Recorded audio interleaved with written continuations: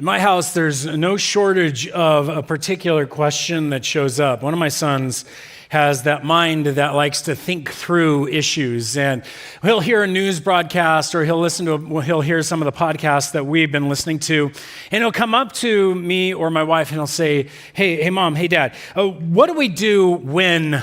And then he'll throw out some crazy scenario, like the zombie apocalypse hits and we all have to hide, or no, not that kind of thing, but like, what do we do when, the Chinese really have a spy balloon that really finds out information? Or what do we do when, all kinds of Christians are suddenly being locked up because of our faith and people don't like it? What do we do when?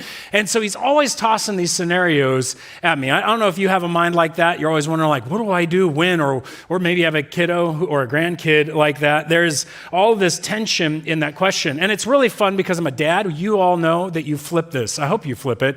I flipped it on my youngest son before he went to camp. And I said, hey, Andrew, what do you do when somebody says, hey, check out what's on my phone? Right? Isn't that a great what do you do when kind of scenario? Hey, what do you do when someone says, hey, come with me out of the cabin and let's go hang out after hours? Like, what do you do in those scenarios? The what do you do when question is always about what is right? What's the right response? What should we do? What ought we do? That kind of cool stuff. And in this series that we are in a series called Portraits of Justice. And if you're our guest today, I want to welcome you. My name is Greg Harris. I'm the senior pastor here at Olive Branch. You're watching online or you're watching outside, welcome. We're glad you're here. We are looking at the book of Exodus again. And we're in a very interesting segment of the text because what's gone on so far is Israel was once enslaved and then they've come out of that slavery because Yahweh saved them. They've marched through that Red Sea, so we're all done with the movies. And now they've marched out to this big fiery mountain. And now at this mountain called Mount Sinai, God has come down, spoken his commandments. And we looked at that in our last series. It has freaked the people out so much, so when God finally invites them to come up to him, they back away out of fear. And last week we looked at the thought that when we feel the fear of God, it's not something to push us away, it's something that we work through and press up the mountain, because at the top you're going to find a sacrifice. That you're going to find a God who's not ready to crush and condemn you, but a God who is ready to give you a sacrifice in Jesus Christ to forgive you and to enable you to know him and walk with him who is just. Now, the Israelites, they don't go up the mountain. They stay far away, they stay freaked out, and they remain distant. And so God goes, okay, hey, I'm going to give you some instruction because I still want a relationship with you. I still want you to have right relationships with each other and a right relationship with me.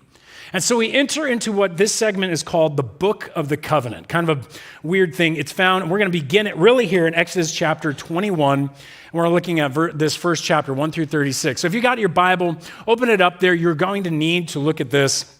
And you're going to need to go here because this is a very interesting segment of scriptures. Most pastors, preachers, and others are going to either just read it and move on, or they're going to do what we're going to do. We're going to pick out passages in there that are pertinent because there's no way we're going to cover all the little weirdy, wacko details because not even commentators can say like, this stuff just doesn't apply. We know what it means. It just doesn't really apply. And so we're going to dive in and we're going to look at some of these pieces today as we ask some questions, because what you're going to see are these portraits. The reason we named it Portraits of Justice is these are little pictures, little portraits that are going to be painted in their time and in their circumstances to tell us how to apply these 10 commandments. God has just given the 10 commandments, but that's what you do or don't do. Now, what do you do when you break one of them? That's not answered in the 10 commandments. It is answered, however, as you apply the 10 commandments. And so this section, these portraits, is God's desire to see his people know what is right in their time and their circumstances.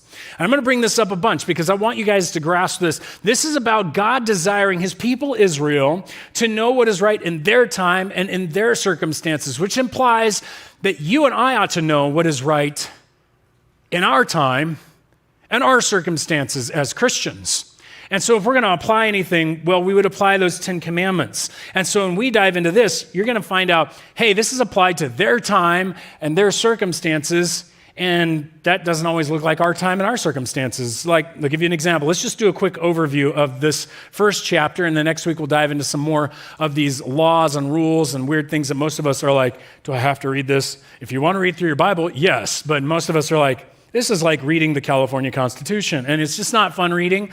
So what we're going to do is we're going to do our best with this. But let's start off. I'll give you a little framework. Verses 1 through 11 is going to be all about how our portraits of justice concerning slaves. What do we do when this thing happens amongst this slavery concept? Then we're going to look at then 12 through 14, and we'll actually focus on the slavery concept here today. But in 12 through 14, if you're interested, and you can go in and read it for yourself, this is all about what do we do when our families are broken and there's a kidnapping, or we're yelling and somebody's screaming at people.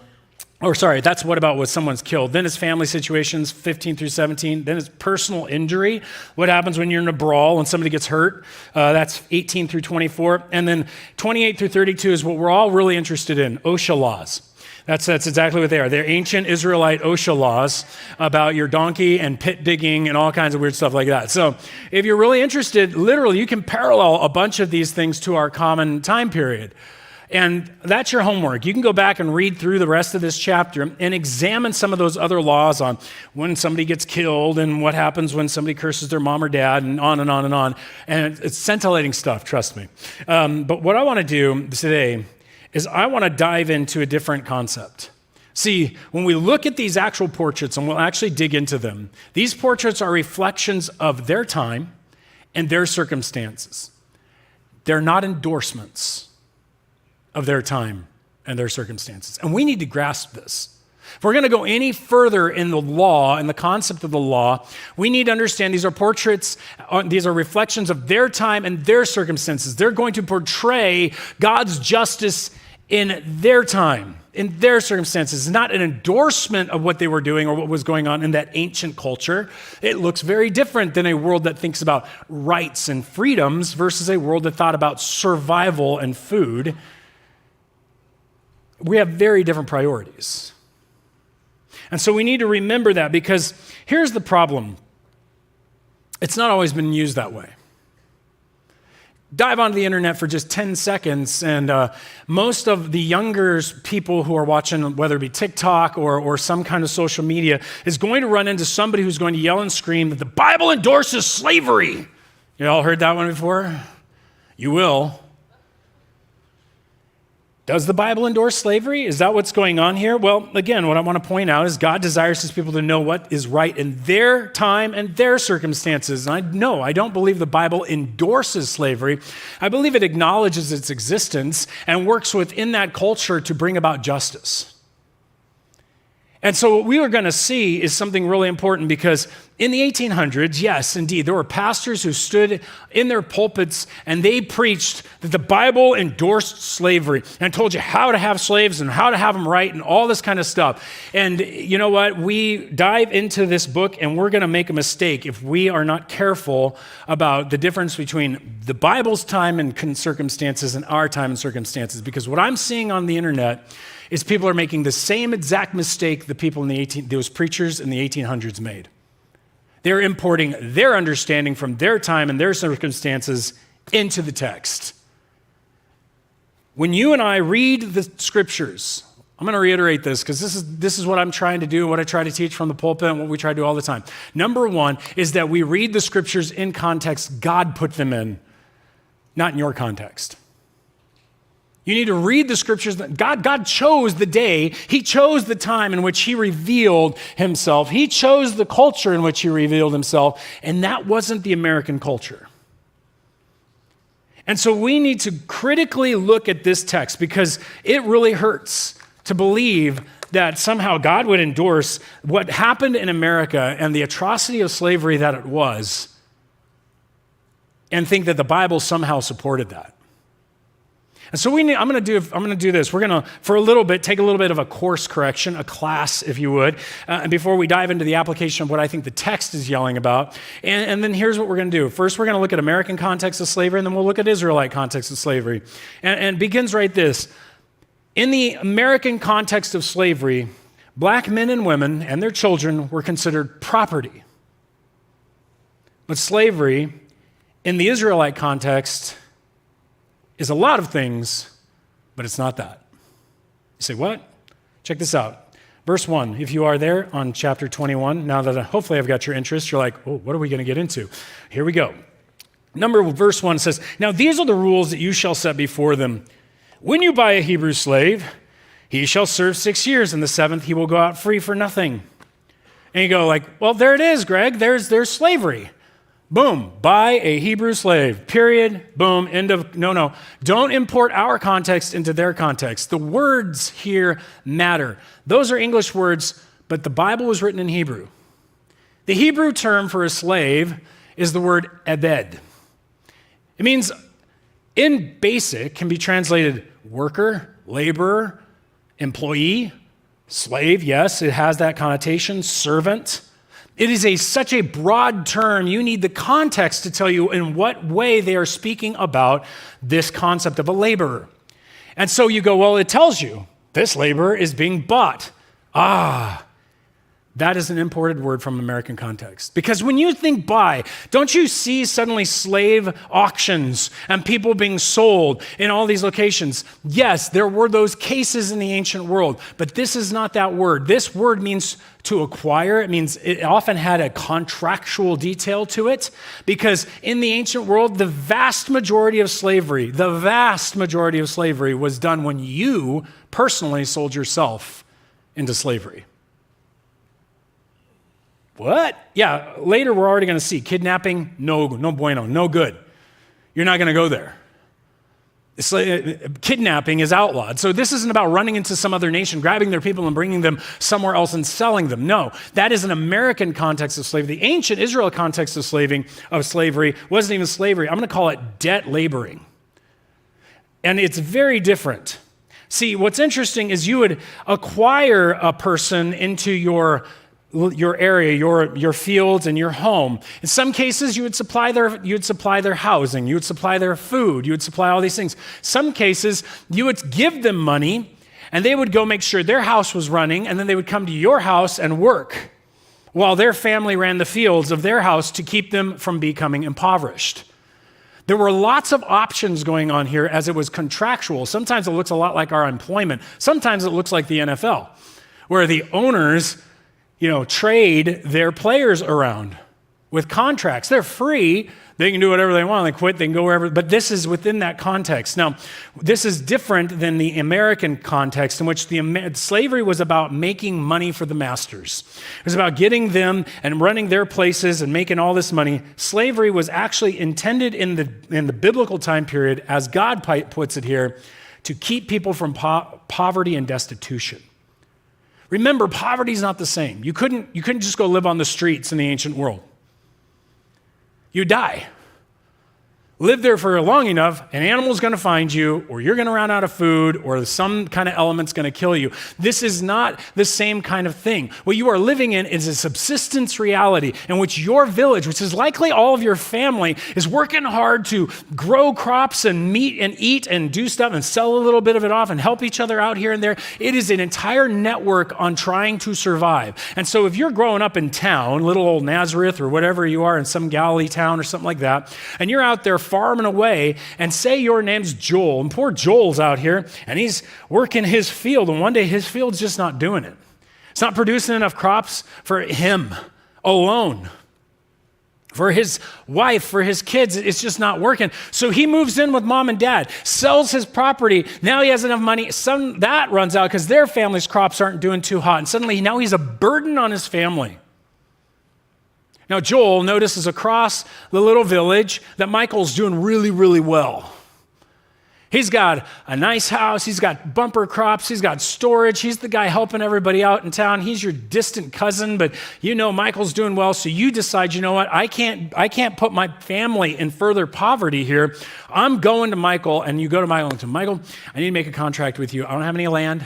I'm a burden on my family. Will you take me in? I will work for you for 6 years. Michael's looking around going like, I've got enough money, I got enough food, sure, come on in.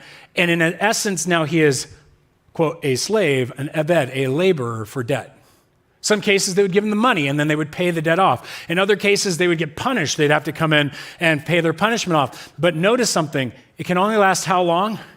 6 years. See, unfortunately, American slavery was for life, unless your master decided he would let you out. In this case, it was always a debt worker was for 6 years.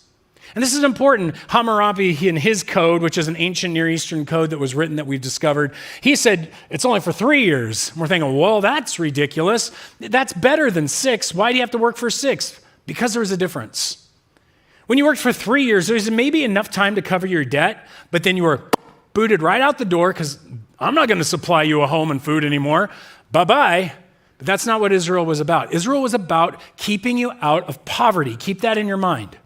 Constantly keeping you from dying and starvation and bringing a blight and a situation. They were aimed at helping you out. And so when you left, according to the book of Deuteronomy, this is the rules. When you let him, this servant, this Ebed, go free from you, you shall not let him go empty-handed. You shall furnish him with liberally. Not a little bit. Not, hey, glad you were in jail. Here's $25. Have a nice day. No. We're worse in some cases than they were. Furnish him liberally, out of your flock, out of your threshing floor, out of your winepress, and the Lord your God has blessed you. You shall give to him. This man works for 6 years. This woman works for 6 years in order to help build up all the crops and everything that's available so that when that money finally came due and 6 years had come up, there was something that he walked away with as well because they wanted to keep him from falling into destitution. Reset, restart. The beauty of the system that is found here is not American slavery. Now, there are some cases that it starts to look awkward and hard, but let me show you this as we continue on. It goes on that we see this. If the servant, this worker, comes in single, verse 3 says, he shall go out single. If he comes in married, then his wife shall go out with him. Now, if his master gives him a wife and she bears him as sons or daughters, the wife and her children shall be her master's and he shall go out alone. You go, oh, perpetual slavery right there. There it is. I found it. Well, time out. Actually, this is about personhood and this is about poverty. In America, slaves had no rights. I've been looking. They didn't write laws that gave slaves rights. They were property. It was called chattel slavery. It's horrific. In this case, if he enters single, he goes out single. He's considered a human being. You say, well, if he comes in married, he goes out married. But if he gives him a wife, he can't take his kid. They're splitting up families. No. It doesn't divide the family. No, the marriage doesn't dissolve. He's not suddenly not their dad, not the husband. What's going on here is critical in the ancient world. Don't import your context into this context. Get into the ancient context for a minute. If a woman who had children was being provided for by this man, this master, this boss who was the one providing for the husband, it's likely something like this happened. Michael saw that Joel was working hard, but Joel had reached about 20 years old. He'd been working for him for 2 years, and he's thinking, this guy is going to grow up under me for the next 4 years. You know, he's a hard worker. I want to make sure that this guy has a chance to get married. So what he does is he goes off, and this is out of the master's own heart and kindness, to find another family who's willing to say, hey, yeah, we could match them up together. Let's do that. Then he would pay the bride price. He would bring the woman in. He would connect them. He would pay for the wedding. Then he would pay for the housing, the food, and the lodging. This is all out of the boss's pocket so that he could have a wife. And now this guy gets to 6 years, and then Joel goes marching out. He's got a wife. And guess what? Wife and kids ain't cheap when you're a subsistence farmer. And sure, he's got to start. But it was wiser for them to say, what do you do when this man has a wife and suddenly now he's free? And he can't afford all of this wife and kids, because we're not talking probably 1 kid, 2 kids. We're talking about 4 or 5. How is he going to do it? Well, it's better for this boss who has this contract with the parents who he said, I'm going to cover, I'm going to protect, I'm going to care, to hold on and continue to provide that for those kids and for that woman in that context so she doesn't go destitute. Well, Mr. Joel goes and gives it his best shot. Now, it's more likely another scenario will come out in which that it talks about in a minute, where he would come back and say, know what, I want to stay here. This is awesome. Because this is an interesting scenario. But the woman is protected. If they just let the woman go, in that world, in that ancient time, due to menstrual periods and the way that it all worked, you weren't safe without property and family. You didn't have all of those that aisle that men hate walking down in Target, okay? Didn't exist. You suffered through your period in your house. Not out in a field where dangerous animals can smell you, not doing that. No, you suffered in your house on purpose as a safety precaution in an ancient world, which is much more violent and brutal, with the kids who were protected by dad, who worked hard in the field to bring in the food, and the kids went and joined him, and eventually this whole thing started happening. But it was better for the boss to handle it while he got his feet under him. Then, once he got his feet under him, he could turn. He would go see, probably even live nearby. He would do everything he could to purchase and pay off that bride price, to pay off all the debt owed now, so that he could free and bring his children and his wife home. Now, that is a scenario. A very different world. Do you guys hear what I'm saying? It's a different world, isn't it? It is not our world that we live in, with our technologies and all that stuff. So do not take our context and shove it into this context. It doesn't work. You will end up saying really bad and ugly things and promoting really dark ideas, really bad ideas. No, keep going, because it just keeps rolling here. Because here's what's interesting. In the American context, yes, slaves did not have human rights. They were considered property. In the ancient Israelite context, they did have human rights. Go down to verse 20 if you've got it open there, chapter 20, or 21, verse 20, and look at how it continues. In this section about conflicts and personal injury, you have a situation. You have when a man strikes his slave, male or female, with a rod, and let's just say when a man strikes his worker, male or female, with a rod, and the worker dies under his hand, he shall be avenged. But if the worker survives a day or two, he is not to be avenged, for the worker is his money. Now, that's the last portion is the one that makes everybody uncomfortable. We'll get to that in a second. Now, check this out, though. Here's what's happening. In this case, if you're a boss and you've got these workers who you're paying for, they're living, they're on your property, they're doing all this stuff, you're caring for them, and one of them's like, I ain't doing it today, I don't want to go out there. Here's the thing. There's no such thing as a write-up. You can't call HR and say, hey, what do I do? Right? It's a work environment situation. And unfortunately, in the ancient world, the way you motivated people was called a rod. You called them in and you whacked them on a beefy part of their body. I'll point out, it's a beefy part of your body. It's either your butt or your back, but that was about it. Why wouldn't you go for the legs? Because you want them to walk and work. Why would you go for the arms? Because you want them to be able to do their job. So classically, you whack the back or the butt. But what if you had a really bad, evil boss who hit you so hard and so often because he was evil that you killed him? Well, he would be avenged, meaning he would receive the death penalty for murder. That is not going to happen in the American context. But that's what God intended in the ancient. At the least, if he had done manslaughter, he, the boss, would have to leave town to another town where he would have to live until the year of Jubilee or the high priest died, and then he would be free. That's not good news for anybody who was working, because everybody's in trouble now. And so this limited your willingness to hit any of your workers. And if you did, well, then you better be careful, because there were further rights that came along. This won't show up, but go with me down here to the next verse down as we get to 26.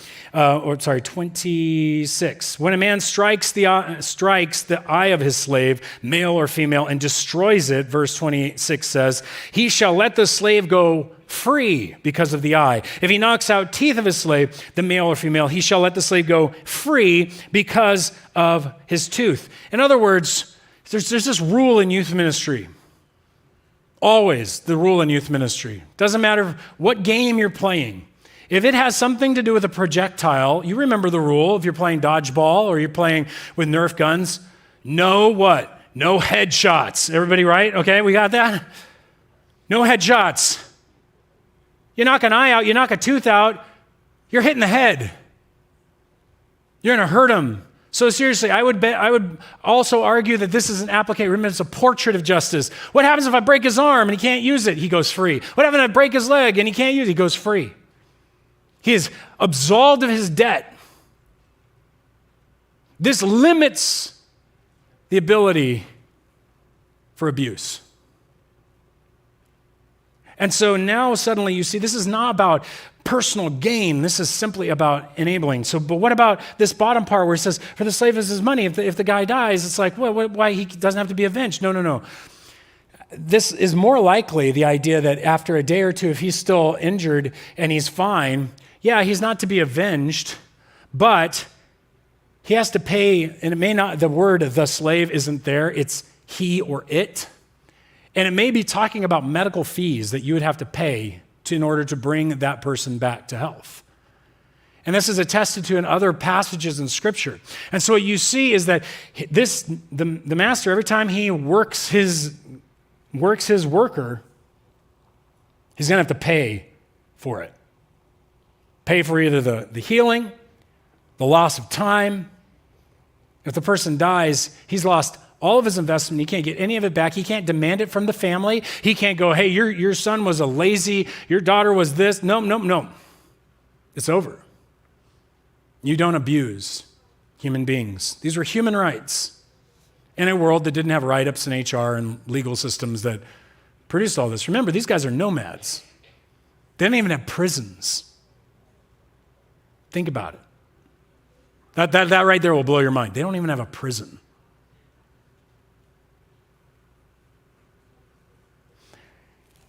Stephen will get into that a little bit more later, but what we want to see here is that these rules are very different. In fact, the most awkward section probably is this, because of the confluence, the coming together of both women and slavery.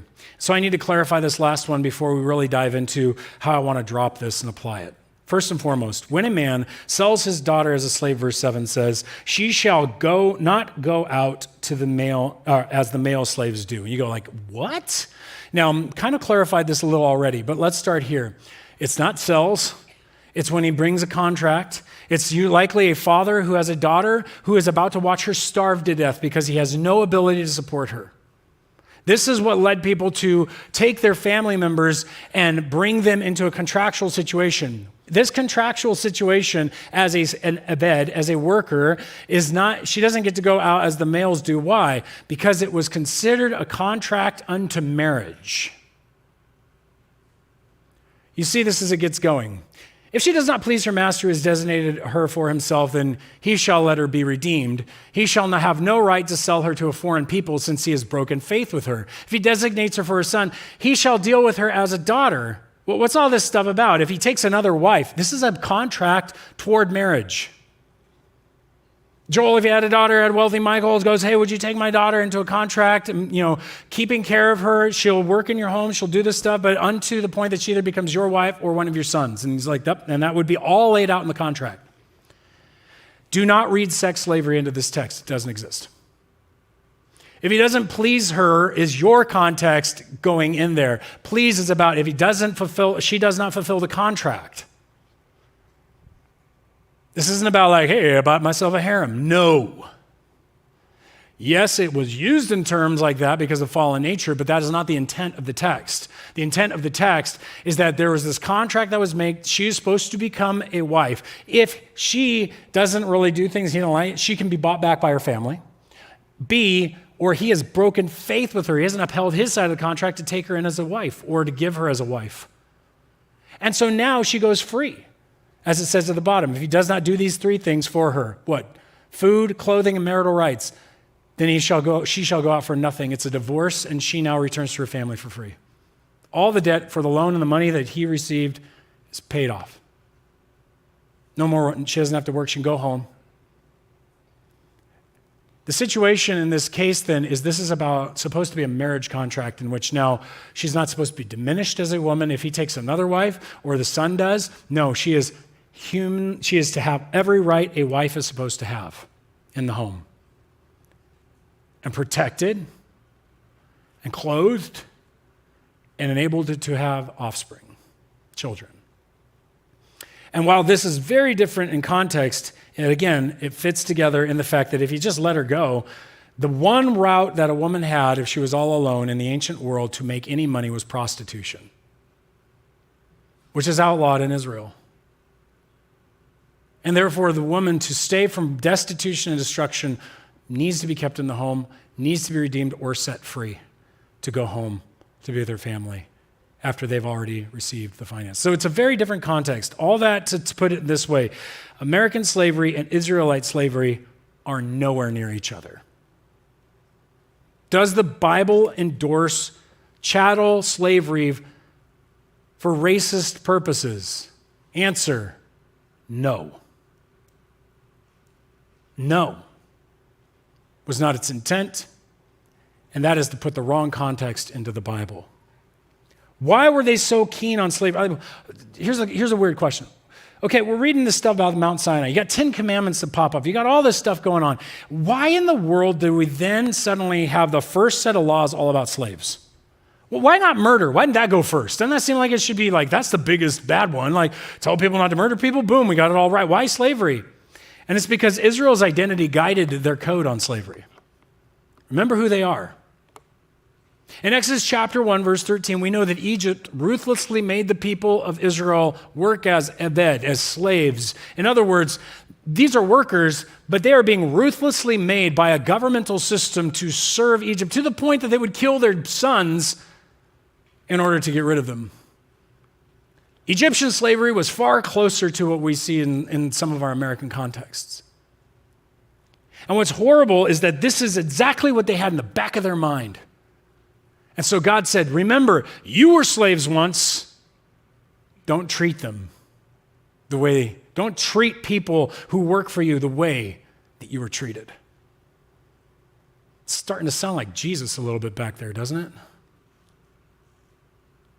In fact, what we begin to see is that it is Yahweh who takes them out of the house of slavery. And so we get into this very interesting situation where suddenly Yahweh is declaring right there at the beginning of chapter 20, and God said these words saying, I am Yahweh, your God, who brought you out of the land of Egypt, out of the house of slavery. And this beautiful fact is that they were freed slaves of Egypt. They were the ones who walked in a world freed from slavery. Now, I skipped over this passage on purpose in the slave codes because I believe this is the defining passage of the text. See, if Yahweh set you free and he furnished you with a land, a promised land full of milk and honey, he gave them food in the wilderness, water in the wilderness, gave them meat. He made sure they had laws. He made sure they had husbands and wives. He filled them with everything that they possibly could need. And he says, listen, I love you. I have saved you. I've redeemed you. All language that has to do with this context. No wonder that Moses and the prophets would say, we are your bond servants, Yahweh. That's how they thought of themselves. What's a bond servant? It comes from this text right here in verses 5 through 6. If you want to look down with me. I believe this is the defining moment in which we see how Yahweh wanted people to treat those who worked under them as he treated them. But if the slave, if the worker plainly says, so he's been given a wife, he's got children, he's now lived in this house, he's got plenty of food, he's living fine, and it's been for 6 years, he's even about to go out with a whole bunch of stuff, but he's like, why would I go do that? Struggle on some piece of ground when, you know what, my wife, my kids are here. This guy, this family loves me. He's invited me in. Potentially it could be even the master's own daughter. And he's like, you know what? I love my who? I love my master. I love my boss. I love my wife.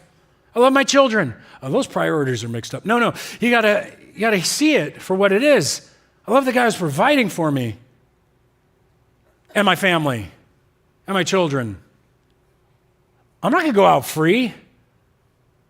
So the master takes him to the door before God, before the elders likely too, and drove an awl right through the ear. ear pierced, woo, ear piercing scream. Now, you can imagine how that went. But in every home where they were treated well and treated rightly and kept from destitution, you'd begin to hear the cries of men saying, I'm your bond servant. I want to do this for life. You care for me so well. You've treated my family so well. I want to be in your family. I'll serve you. This is awesome. Now, it's weird for us who are bent on freedom. I get it.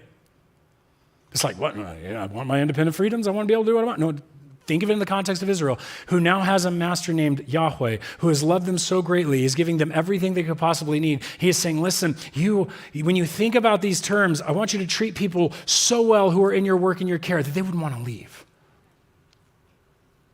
I want you to treat them like I treat you so well that you wouldn't want to leave. And you know what? That is exactly the context from this that comes raging into our context today, my friends. Because I'm looking at a bunch of freed slaves.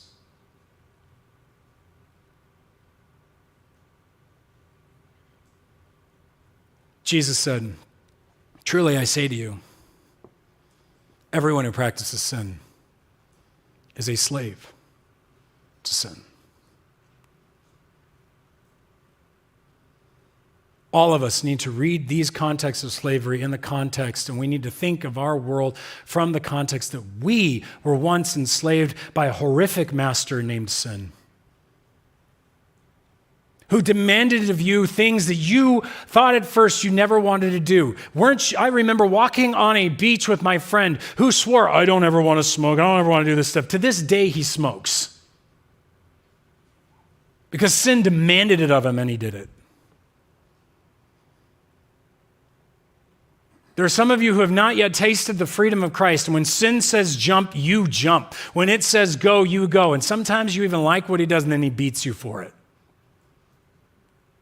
Because sin is a ruthless master that doesn't give a rip about you. You are its property, its plaything.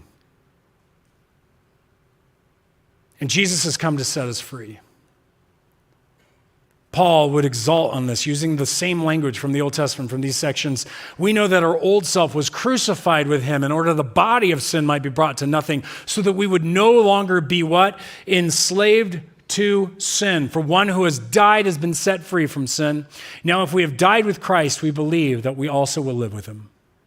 When Christ at the top of that hill that we were freaked out about, oh, God talks about this? No, I don't want to climb up there. Now you climb up there, and what do you discover? You discover the sacrifice of Jesus Christ, who sets you free because sin has been punished upon him and dead. The sin that is in you, removed by the work of Jesus Christ, the chains of bondage to sin, the working horror of our critical attitudes, of our judgmental self-righteousness, of our vehement desire for vengeance, of all of this dripping vitriol and anger and pleasure and joy and selfishness chopped free. You don't have to do it anymore. So you can walk free. Our identity then, as we begin to do it, is that now that we've been set free, what do? Paul continues in the book of Romans chapter 6. He says, but now that you have been set free from sin and you have become slaves of God. The fruit you get, the result of living in his house, of willingly becoming his bondservant, is it leads you to sanctification, and its end you get eternal life. A home forever where you're never going to have to suffer. You're not going to have to worry about anything, and he will forever provide for you. It's called heaven, the new earth. And if you think it's too low for you to call yourself a bondslave, I just want to point something out. Paul would use it. Paul, a bondservant of Christ Jesus, called as an apostle.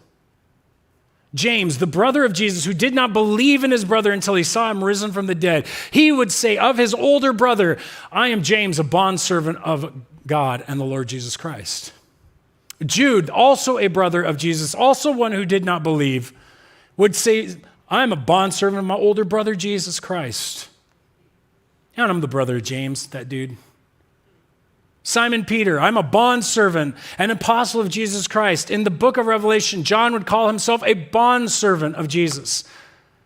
There's no known author in the text that isn't and somehow considered themselves to have walked up to a doorpost, put their ear against it and says, Jesus, go for it. I want to be in your house for the rest of my life. It just looks different.